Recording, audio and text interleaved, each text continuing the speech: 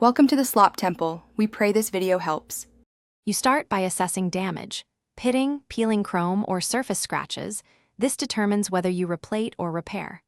Once done, clean the wheel with a dedicated wheel cleaner and rinse thoroughly. Make sure to remove brake dust and oils. Next, tape the tire and surrounding spokes, exposing only the chrome surface. You need 320 to 600 grit to remove failures, then finer grits for smoothing. This first step prevents trapped contaminants that ruin adhesion later. You now restore the surface. Start coarse and move to fine, 320 to 2000 grit, because gradual smoothing preserves shape while removing chrome failure. Once smooth, clean with rubbing alcohol, then apply a metal prep to promote bonding. Next, spray an epoxy etching primer in thin passes. This builds adhesion where chrome can't hold.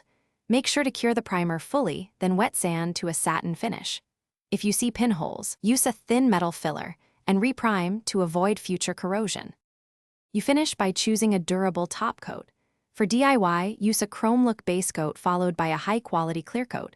For permanent results, choose professional rechroming. Spray multiple light coats, hold a steady distance, and allow 10 to 15 minutes flash between layers because heavy wet coats run and fail. Once clear coat cures, let it rest 24-48 hours before handling.